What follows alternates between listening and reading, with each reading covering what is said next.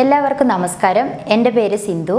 വയനാടാണ് സ്വദേശം. Baking family എന്ന എൻ്റെ യൂട്യൂബ് ചാനലിലേക്ക് എല്ലാവർക്കും സ്വാഗതം.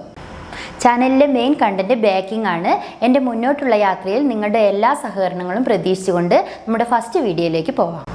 നമ്മുടെ ചാനലിൽ ആദ്യമായിട്ട് ഇടാൻ പോകുന്ന നമ്മളെല്ലാവരും കഴിക്കാൻ ആഗ്രഹിക്കുന്ന ഒരു ക്യാരറ്റ് കേക്കാണ്. ബീറ്ററും മിക്സി ഒന്നുമില്ലാതെയാണ് ഞാനിവിടെ ഈ ക്യാരറ്റ് കേക്ക് തയ്യാറാക്കി എടുക്കുന്നത്.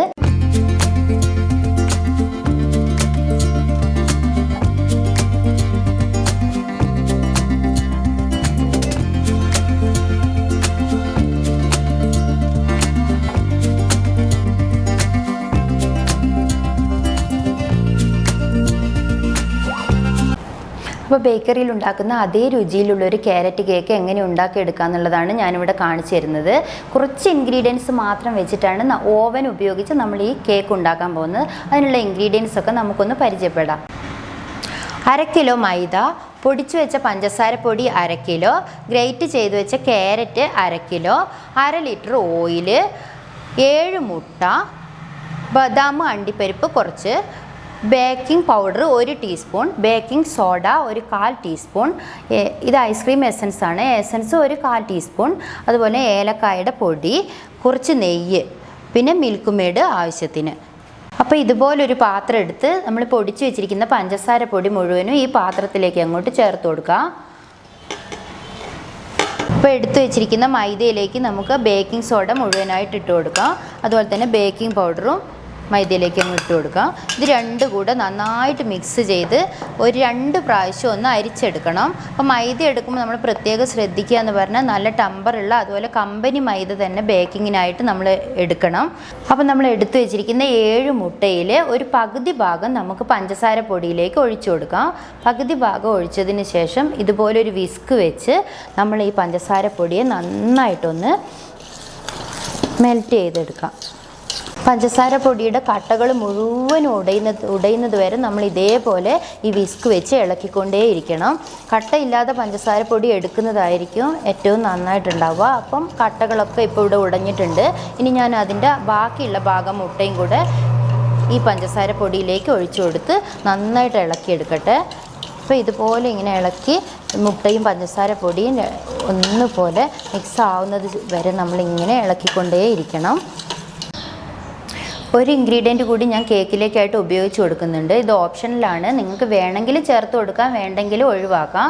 അപ്പോൾ ക്യാരറ്റ് കേക്കിന് നല്ലൊരു നിറവും അതുപോലെ തന്നെ ഒരു ടേസ്റ്റും കിട്ടാൻ വേണ്ടിയാണ് ഇത് ഉപയോഗിക്കുന്നത്. കുറച്ച് കാരാമലാണിത്.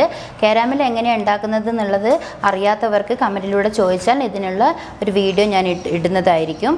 അപ്പോൾ ആവശ്യത്തിന് മാത്രം നമ്മൾ ഉപയോഗിച്ച് കൊടുക്കുക. കൂടുതലായി കഴിഞ്ഞാൽ കേക്കിനൊരു കയ്പ്പ് രസം അടിക്കും. അപ്പം മുട്ടയും പഞ്ചസാരയും നന്നായിട്ട് മിക്സ് ആയതിന് ശേഷം മാത്രമേ കാരാമൽ ഒഴിച്ചു കൊടുക്കാൻ പാടുള്ളൂ. ഞാനിവിടെ കാരാമൽ ഒഴിക്കുകയാണ്, കളർ കാണിച്ചു തരാം. മിക്സായി ഒരുപാട് ഒഴിക്കരുത്. ഇത് കണ്ടോ, ഇപ്പം നിങ്ങൾ കാണുന്ന ഈ ഒരു അളവിൽ മാത്രം, ഈ ഒരു കളറിൽ മാത്രം നമ്മൾ ഒഴിച്ചു കൊടുക്കാം. അപ്പോൾ നേരത്തെ നമ്മൾ ഗ്രേറ്റ് ചെയ്ത് വെച്ചിരുന്ന ക്യാരറ്റ് ഞാനൊന്ന് ഓവനിൽ വെച്ച് ഒന്ന് വാട്ടിയെടുത്തിട്ടുണ്ട്. അപ്പോൾ അതിൻ്റെ പച്ചച്ചൊവയൊക്കെ ഒന്ന് മാറാൻ വേണ്ടിയാണ് ഇങ്ങനെ ചെയ്തത്. പച്ചയോടെ ക്യാരറ്റ് ഇട്ട് കഴിയുമ്പോൾ ക്യാരറ്റ് കേക്കിന് ഒരു ടേസ്റ്റ് വ്യത്യാസം വരും. വാട്ടി വെച്ചിരിക്കുന്ന ക്യാരറ്റ് മുഴുവനായിട്ടും നമുക്ക് ഈ ബാറ്ററിലേക്ക് ഇട്ട് നന്നായിട്ട് ഇളക്കി കൊടുക്കാം.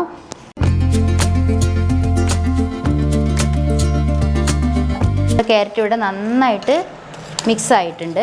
ഇനി ഇതിലേക്ക് നമ്മൾ നേരത്തെ ബേക്കിംഗ് സോഡയും ബേക്കിംഗ് പൗഡറും ഇട്ട് അരിച്ച് വെച്ചിരുന്ന മൈദ ഇതിലേക്ക് മുഴുവനായിട്ട് അങ്ങ് ചേർത്ത് കൊടുക്കാം.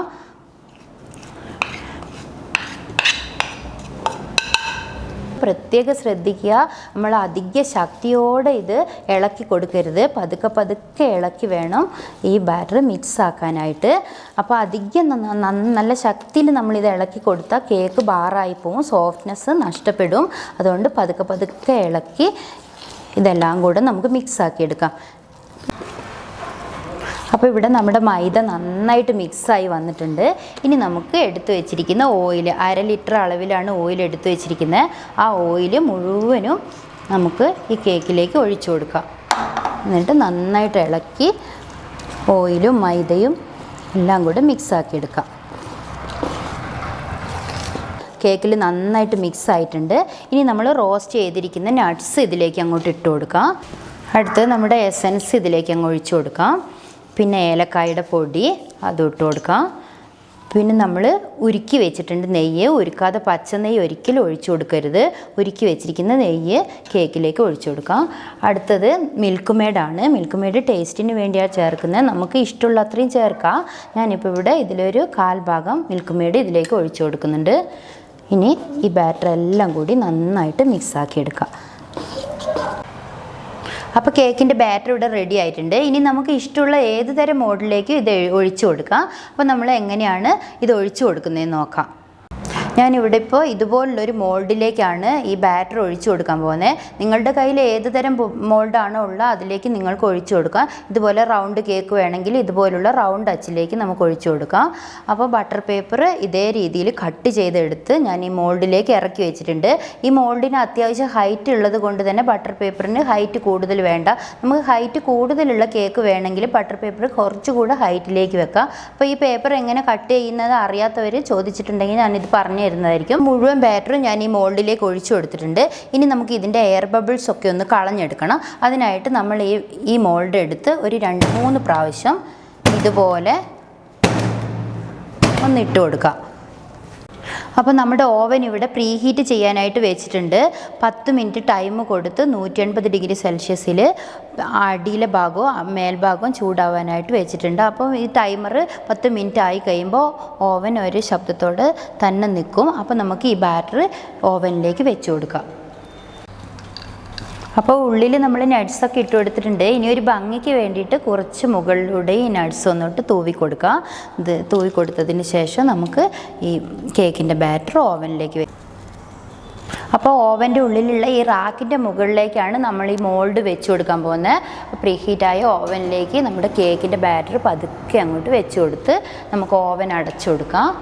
അടച്ചതിന് ശേഷം ഇവിടെ 10 മിനിറ്റ് കഴിഞ്ഞിരുന്നു. ഇനി ഒരു 45 മിനിറ്റ് സമയം നമ്മൾ ഈ കേക്ക് വേവാനായിട്ട് വെക്കുന്നുണ്ട്.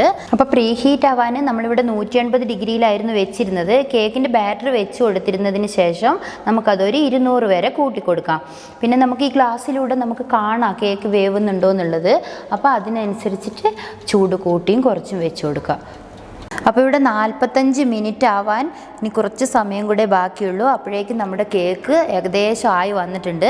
ആദ്യം ഞാനിവിടെ 200 ഡിഗ്രി സെൽഷ്യസിൽ വെച്ചത് ഹീറ്റ് കുറച്ച് ഇപ്പോൾ 150ലേക്ക് കൊണ്ടുവന്ന് വെച്ചിട്ടുണ്ട്. അപ്പോൾ ഈ ഭാഗത്ത് എത്തുമ്പോഴേക്കും 45 മിനിറ്റ് കറക്റ്റ് ആവും. അപ്പം നമുക്ക് കേക്ക് എടുത്ത് നോക്കാം. ഇപ്പം നമ്മൾ 45 മിനിറ്റ് സമയം വെച്ചത് കറക്റ്റ് 45 മിനിറ്റ് ആയിട്ടുണ്ട്. അപ്പോഴേക്കും നമ്മളുടെ കേക്ക് ഇവിടെ നല്ല ഭംഗിയായിട്ട് വെന്ത് വന്നിട്ടുണ്ട്, ഗോൾഡൻ കളറായിട്ടുണ്ട്. ആദ്യം നമ്മൾ ഈ കേക്ക് വെച്ച് കൊടുക്കുമ്പോൾ ഈ നോബ് ഇങ്ങോട്ടായിരുന്നു തിരിച്ചു വെച്ചിരുന്നത്. ഏകദേശം കേക്ക് പൊന്തി വന്ന സമയത്ത് നമ്മൾ ആ നോബ് ചൂട് കുറയ്ക്കാനായിട്ട് ഈ ഭാഗത്തേക്ക് വെച്ച് കൊടുത്തിട്ടുണ്ട്. അപ്പം 200 ഡിഗ്രി സെൽഷ്യസ് എന്നുള്ളത് നമ്മളിവിടെ ഒരു 150 ആക്കി ചൂട് കുറയ്ക്കാനായിട്ട് വെച്ച് കൊടുത്തിട്ടുണ്ട്. അപ്പോൾ ഇപ്പം നമുക്ക് തുറന്ന് നോക്കാം. ഇപ്പോൾ കണ്ടോ നമ്മുടെ കേക്ക് ഇവിടെ നല്ല കളറായിട്ട് വെന്ത് വന്നിട്ടുണ്ട്. കേക്ക് ആയോ എന്നറിയാൻ ഇവിടെ ഒരു ടെക്നിക്ക് പറഞ്ഞു തരാം. അപ്പോൾ നമ്മുടെ കൈ വെച്ച് ഈ കേക്കിനെ ഒന്ന് അമർത്തി നോക്കുക. പേടിക്കൊന്നും വേണ്ട, കൈ പൊള്ളൊന്നുമില്ല.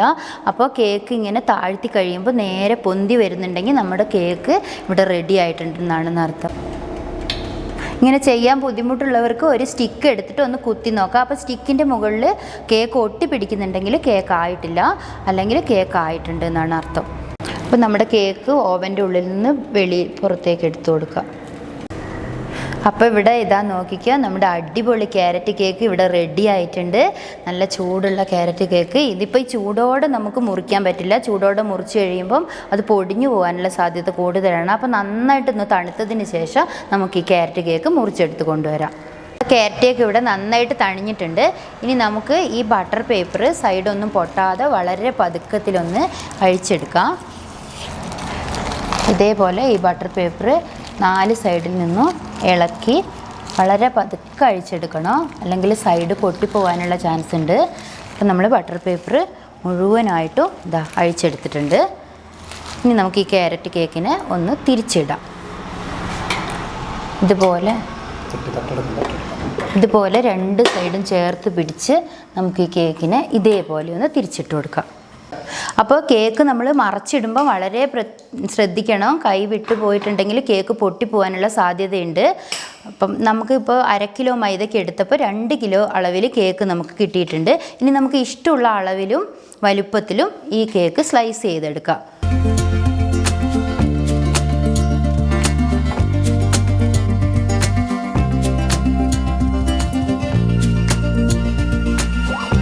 കേക്ക് നമുക്ക് മുറിച്ചെടുത്ത് ട്രേസിലേക്ക് അടുക്കി വെക്കാം. അപ്പം നമ്മൾ മുറിക്കുമ്പോൾ എന്താണെന്ന് വെച്ചാൽ നമ്മൾ വീഡിയോയിൽ കണ്ടതുപോലെ അറുത്തറുത്ത് മുറിക്കണം, അല്ലെങ്കിൽ ക്യാരറ്റ് കേക്ക് പൊടിഞ്ഞു പോകും. അപ്പം നമുക്ക് ഈ ക്യാരറ്റ് കേക്കിനെ ഒന്ന് ടേസ്റ്റ് ചെയ്ത് നോക്കാം. അപ്പോൾ ഇവിടെ നോക്കിക്കോ എത്ര സോഫ്റ്റ് ആയിട്ടാണ് നമ്മുടെ കേക്ക് ഇരിക്കുന്നതെന്ന്. ഇതൊന്ന് പൊട്ടിച്ച് കാണിച്ചു തരാം. ഇത് കണ്ടോ, വളരെ മാർദ്ദവമുള്ള വളരെ ടേസ്റ്റി ആയിട്ടുള്ള കേക്കാണ്. ഇനി നമുക്കിതൊന്ന് കഴിച്ചു നോക്കാം. അപ്പോൾ ഏട്ടൻ നമ്മളുണ്ടാക്കിയ കേക്ക് ഏട്ടനൊന്ന് കഴിച്ചു നോക്ക്, എന്നിട്ട് ഒരു അഭിപ്രായം പറ. എങ്ങനെയുണ്ട് കേക്ക്? നന്നായിട്ടുണ്ടോ? കുഴപ്പമില്ല, നല്ല സോഫ്റ്റ് ഉണ്ട്, ഓവർ മധുരവും ഇല്ല, കുഴപ്പമില്ല. നല്ല നമ്മളെ കടകളിലൊക്കെ കിട്ടുന്ന ടേസ്റ്റ് തന്നെ, നല്ല ടേസ്റ്റ് ആയിട്ടുണ്ട്. അപ്പോൾ ഏട്ടന് ഇഷ്ടപ്പെട്ടിട്ടുണ്ട്. ഇനി നിങ്ങളെല്ലാവരും ഉണ്ടാക്കി നോക്കണം. അതുപോലെ ഉണ്ടാക്കി നോക്കിയിട്ട് നിങ്ങളുടെ അഭിപ്രായങ്ങൾ എന്നെ അറിയിക്കുക. പിന്നെ അടുത്ത വീഡിയോ ആയിട്ട് വരുന്നത് വരെ എല്ലാവർക്കും നന്ദി.